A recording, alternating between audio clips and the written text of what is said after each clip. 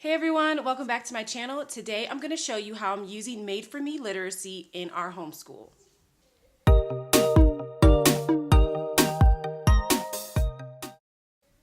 So the first thing I did was I made this binder right here, and inside I have all the goodies that I need to teach each unit to my kids.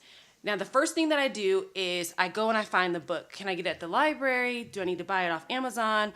Or can I find it on YouTube? Most of the books I can find on YouTube, so what I did, I just created a playlist and put all the books I can find for all the units up there, so they're ready to go. I can just pull up the playlist in the morning and play it for the kids. So that has been really helpful.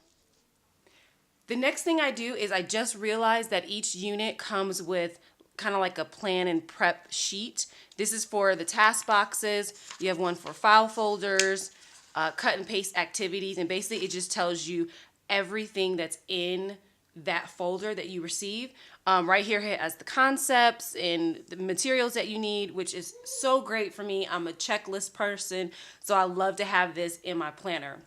As I go through the files, I look at them first and see what I think the boys need to work on, or what would be fun for them. And I go ahead and I print everything out. As you can see, I have tons of stuff on my desk right now. And once I print it out, then I can take these sheets and highlight what I've already printed out.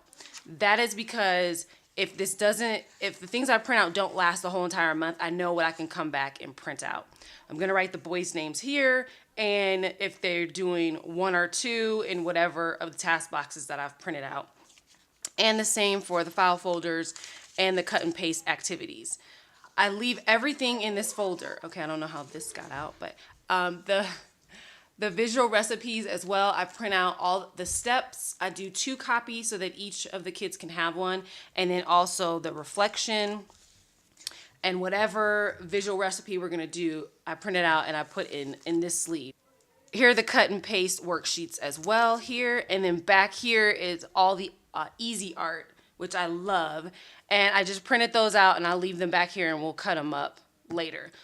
Once I have everything printed out and everything marked off here and highlighted, then I made these 2 worksheets just for my benefit.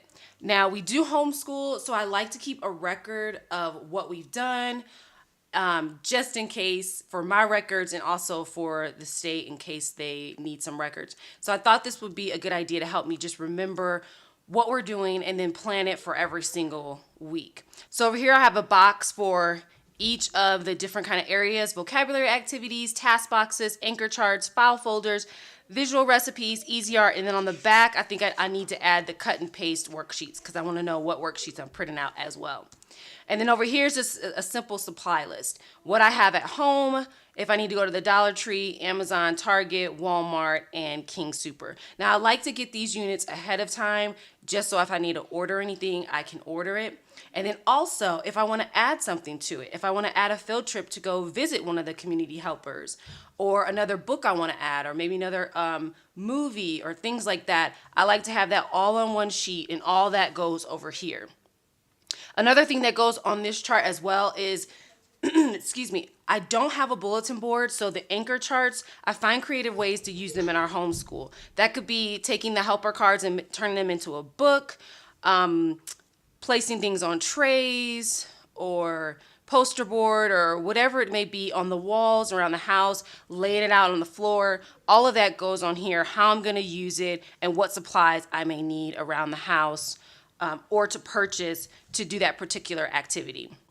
Another thing for certain activities like vocabulary words, I'm not going to print those out this time. I'm just going to pull them up on the TV screen and then we can talk about them there. So I want to make sure I have all my ideas on one page so I'm not forgetting how I'm going to use a particular element, and so just to make sure that I actually use it. I don't want to print out all this stuff and then we don't even use it. It's a different story if we just don't get to it and the month is over and we haven't used all the materials, but I just don't want to forget because there's so many goodies in here and I want my kids to be able to experience as much as possible.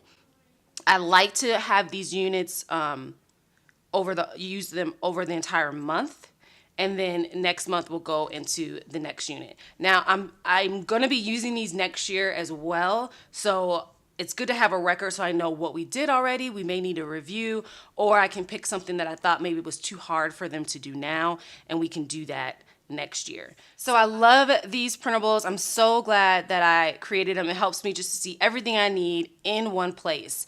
And I'll be offering these for you guys as free downloads if you would like them for your homeschool or your classroom. And I'll leave that link below. Thank you guys so much for watching. Have a great day. Bye.